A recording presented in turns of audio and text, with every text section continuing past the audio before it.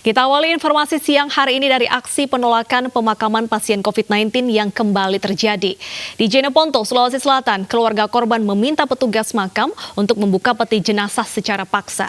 Bahkan sejumlah warga ada yang membawa senjata tajam.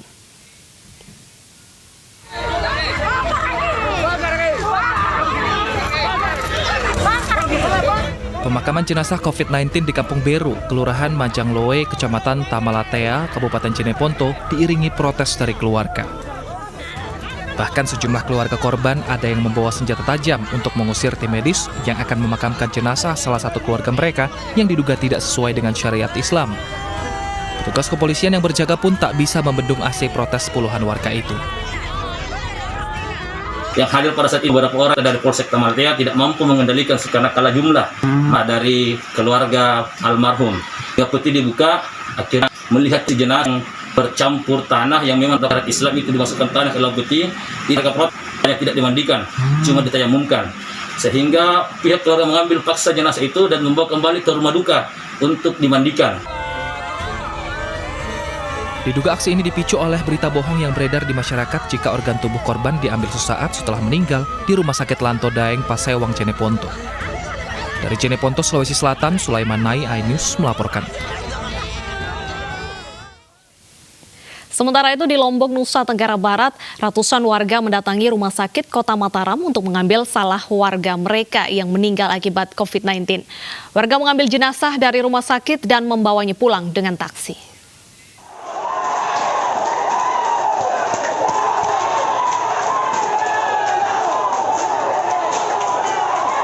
Ratusan warga Ranjok, Gunung Sari, Lombok Barat mendatangi Rumah Sakit Kota Mataram guna mengambil salah satu jenazah warga mereka yang meninggal dunia akibat terinfeksi COVID-19.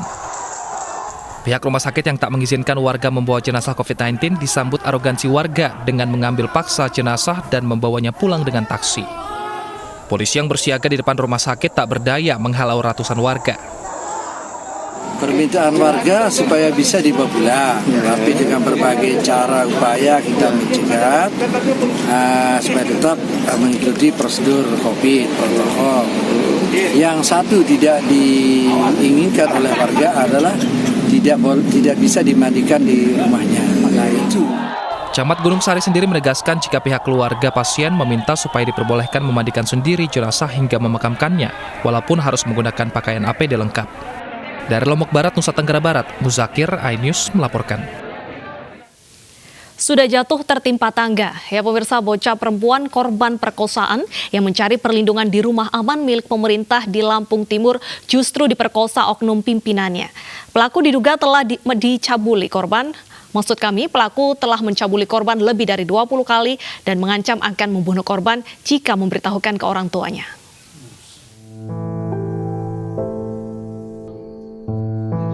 Nasib malang menimpa NF, bocah perempuan 14 tahun asal Wai Jepara, Lampung Timur. Setelah menjadi korban perkosaan, NF dan sang ibu mengadukan kasus yang menimpa dirinya ke rumah aman milik pemerintah. Namun bukan perlindungan yang didapat, NF justru diperkosa, diduga oleh oknum kepala UPT P2TP2A wilayah tersebut. Pelaku ini diduga salah satu petugas yang bertugas di UPTD P2 TP2A. Jadi dari laporan ini orang tua korban telah membuat laporan polisi pada hari Kamis malam Jumat tanggal 2 Juli. Tidak hanya sekali, pelaku diduga mencabuli korban lebih dari 20 kali dan mengancam akan membunuh korban jika memberitahukan ke orang tua. Pelaku saat ini telah dinonaktifkan dari keanggotaan P2TP2A dan korban dibawa ke Rumah Aman Provinsi Lampung untuk proses penyembuhan trauma. Dari Bandar Lampung, Andreas Afandi, iNews melaporkan. Dan bagaimana jalannya proses hukum dan pemulihan terhadap korban? Kita akan berdialog bersama Kabid Humas Polda Lampung, Kombes Zahwani Pandra Arsyad. Selamat siang, Pak Pandra. Assalamualaikum warahmatullahi wabarakatuh. Selamat siang. Baik, waalaikumsalam. Pak Pandra, sejak kapan pelaku ini sudah mulai mencabuli korban? Mengingat ini sudah 20 kali terjadi, Pak. Iya, baik. Terima kasih para pemirsa iNews dimanapun berada. Jadi perlu kami sampaikan bahwa kemarin sudah datang melapor ke SPKT Polda Lampung. Korban didampingi oleh orang tua karena korban ini masih usia di bawah umur, 13,5 tahun usianya. Korban berinisial NV, usia 13,5 tahun ini mengalami dugaan pencabulan yang dilakukan oleh oknum dinas manusia P2 TP2A yang di Lampung Timur. Jadi korban ini sudah mengenal dengan duga pelaku oknum P2 TP2A ini sebenarnya dari akhir 2019 karena ada kasus yang mendahului yang pernah ditangani oleh pihak Satreskrim Polres Lampung Timur, dan juga korban ini yang melakukan artinya pelaku ini yang melakukan pendampingan terhadap korban. Jadi artinya disinilah saat ini progres yang bisa kami sampaikan kepada para pemirsa iNews dimanapun berada. Hari ini kami telah melakukan suatu pendampingan karena korban bersama orang tua dan kerabatnya. Hari ini kami lakukan bagaimana pelayanan yang maksimal karena kehadiran negara dalam hal ini untuk melindungi dan mengamankan warga negaranya dalam hal ini adalah anak yang masih di bawah umur. Tentunya kita melibatkan bantuan teknis. Jadi saat ini tengah dilakukan pemeriksaan kesehatannya secara fisik, kemudian juga secara psikis. Ini yang kami lakukan dari bantuan teknis, baik dari bidang kedokteran dan kesehatan Pak Pandra? dan juga dari biro. Ya, Baik, Pak Pandra, apa modus yang dilakukan oleh pelaku sehingga ini bisa berulang kali? Apa merayu atau menawarkan iming-iming seperti itu? Ini yang sedang kami dalami. Ini yang kita akan melakukan persangkaan. Di dalam persangkaan ini dilaporkan laporan polisi ini, tentu kita harus ada unsur-unsur yang terpenuhi. Ini yang kami akan mendalami dulu apa sebab kausualitas, yaitu sebab akibat.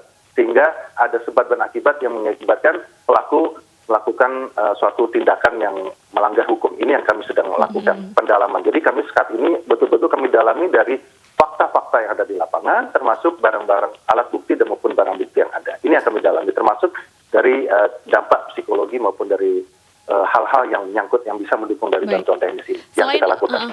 Selain laporan dari korban sendiri, apa saja Pak tadi alat bukti yang ditemukan? Mengingat tadi Bapak juga akan memeriksa alat bukti yang sudah ditemukan. Maksudnya bagaimana Mbak? Apa saja alat bukti yang ditemukan dari kasus pelecehan ini Pak?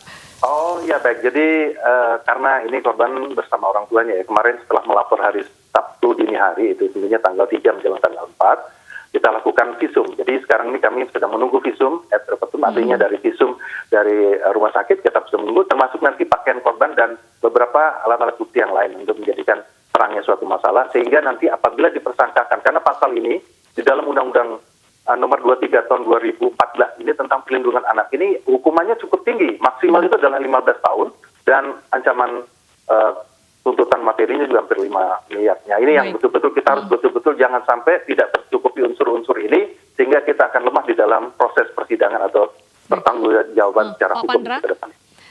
Untuk pelaku sendiri kan merupakan salah satu pimpinan dari Rumah Aman sekalipun pendamping. Ini bagaimana pengawasannya nanti Pak supaya kejadian seperti ini tidak terulang lagi? Ya. Kami sudah berkoordinasi dengan dinas terkait, khususnya di sini adalah dinas PPA, Pelayanan Perempuan dan Perlindungan Anak di tingkat provinsi, yaitu Ibu Dr. Teresia kemarin sudah komunikasi, bahwa sebenarnya P2 TP2 ini adalah lembaga independen yang dibentuk berdasarkan SK Bupati. Jadi ini adalah lembaga independen dan ini adalah bukan PNS. Ini yang perlu ditegaskan di sini. Jadi nanti secara tegasnya siapakah si terlapor atau diduga pelaku ini, kami akan dalami betul-betul asal-usulnya dan sebagainya. Apa yang menjadi tugas dan pengawasan kita. Jadi sekarang kita akan bukti formil dan material ini akan kita penuhi dulu, Mbak. Lalu bagaimana dengan korban saat ini, Pak? Apakah korban masih dalam kondisi syok ataupun trauma sehingga tidak bisa beraktivitas keluar rumah? Untuk sementara ini yang sedang kita lakukan pendampingan ya. Jadi Biro SDM Polda Lampung dalam hal ini melalui Polwan yang bertugas untuk trauma healing dalam psikologi, kita lakukan pendampingan, memberikan suatu semacam motivasi agar dia juga akan lebih sadar untuk menghadapi segala suatu permasalahan yang dihadapinya, termasuk dari kesehatan. Kita cek dulu dari fisiknya seperti apa dan kondisinya. Tapi dalam keadaan ini masih stabil dan akan bisa memberikan keterangan. Nah, keterangan ini yang kita perlukan, keterangan dari saksi pelapor maupun saksi korban. Memang karena korban masih di bawah umur, ya tentunya kita didampingi oleh orang tuanya dan beberapa kerabatnya. Itu Mbak kira-kira. Apa dibuka pemeriksaan lebih terbuka lagi mungkin Pak? Mengingat siapa tahu korbannya tidak hanya satu, tapi juga ada beberapa korban lainnya yang belum melapor gitu Pak. Oh iya jelas. Polisi ini artinya penyidik dalam hal ini adalah kami yang menerima laporan ini dari Subdit 4 Renakta, Remaja Anak dan Wanita, Direktorat Kriminal Umum Polda Lampung tentunya bekerja semaksimal mungkin agar tidak ada lagi celah-celah ataupun tidak ada lagi pelaku-pelaku yang diduga yang dapat mengakibatkan tumbuh kembang anak ini yang dapat berkembangnya, apalagi ini anak masih di bawah umur dan undang-undangnya sudah jelas, Mbak. Jadi kita tidak main-main dalam proses penyidikan perkara tindak pidana dalam sesuai dengan undang-undang yang diatur di Undang-Undang Nomor 35. Harus betul-betul kita kumpulkan fakta-fakta yang ada, baik secara syarat formil dan materialnya. Ini yang kita kembangkan. Kita kembangkan lagi yang lain. Oke, penyelidikan masih berlanjut dan juga mengumpulkan fakta. Terima kasih atas informasi dan waktunya Pak Pandra. Terima kasih sudah bergabung di iNews Siang. Ya pemirsa, predator anak hingga saat ini masih menjadi ancaman nyata. Baru-baru ini bocah perempuan berusia 5 tahun mengaku dicabuli di Padang, Sumatera Barat. Dan di Kabupaten Bandung Barat, pemilik warung harus mendekam di penjara karena mencabuli seorang balita.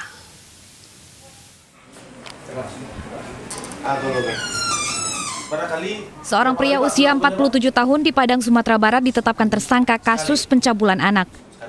Pria yang berprofesi sebagai buruh itu ditangkap polisi setelah korban mengaku pada keluarga dan disusul dengan laporan ke polisi. Yang mana pelaku merupakan tetangga dari korban dan korban merupakan anak yatim yang berusia 5 tahun. Di Bandung, Jawa Barat, seorang pemilik warung ditangkap polisi karena mencabuli seorang anak balita. Korban dicabuli saat berbelanja di warung pelaku. Tindakan asusila pelaku terungkap setelah korban menceritakan peristiwa yang menimpanya pada keluarga. Kemudian pada saat berbelanja tersebut di warung yang di dekat rumah yang bersangkutan, pada saat di warung tersebut oleh penjual yang adalah juga merupakan pelaku, anak tersebut diajak masuk ke warung tersebut. Atas perbuatannya pelaku terancam hukuman pidana hingga 15 tahun penjara. Dari Padang dan Bandung Barat, Budi Sunandar, Yuwono, iNews melaporkan. Ya pemirsa, angka kekerasan seksual terhadap anak di bawah umur ini semakin hari semakin meningkat. Dan memang perlu adanya ketegasan dari pemerintah dan juga pendampingan yang tepat. Tidak hanya kepada korban dari kekerasan seksual saja, tetapi juga pendampingan ataupun juga bimbingan kepada mereka yang memiliki kelainan. Dan tentunya semakin hari dengan tingginya angka dari kekerasan seksual ini dikhawatirkan bisa berdampak buruk pada masa depan generasi bangsa. Karena ini tentunya akan menimbulkan rasa trauma dan juga para korban ini dikhawatirkan tidak berani untuk menceritakan apa yang tengah dialami mereka karena merasa malu. Dan ini juga harus ditindaklanjuti secara baik dan tepat oleh pemerintah. Dan selanjutnya pemirsa, kita ke informasi selanjutnya. Ini seorang biduan dangdut ditangkap polisi Polres Cimahi, Jawa Barat karena kedapatan mengedarkan sabu seberat 35 gram. Pelaku ditangkap sebagai pengedar narkoba jaringan lembaga pemasyarakatan dengan sasaran konsumen di tempat hiburan atau kafe.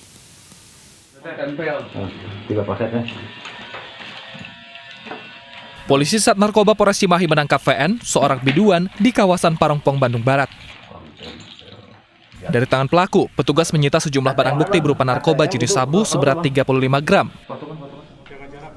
Dari hasil penyelidikan, puluhan gram sabu itu rencananya diedarkan ke kafe atau sejumlah tempat hiburan di kota Cimahi. Pelaku masuk ke dalam kelompok pengedar jaringan lembaga pemasyarakatan Lapas Bancai.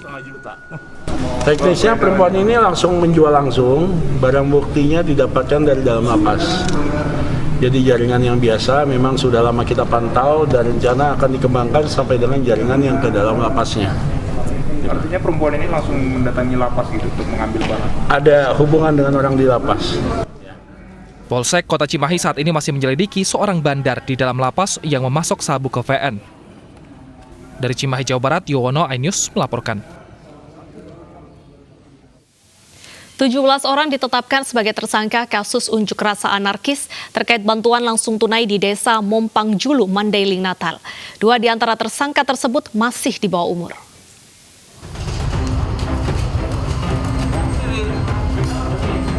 Tujuh 17 pengunjuk rasa terkait bantuan langsung tunai di Desa Mompang Julu, Mandailing, Natal, Sumatera Utara ditetapkan sebagai tersangka.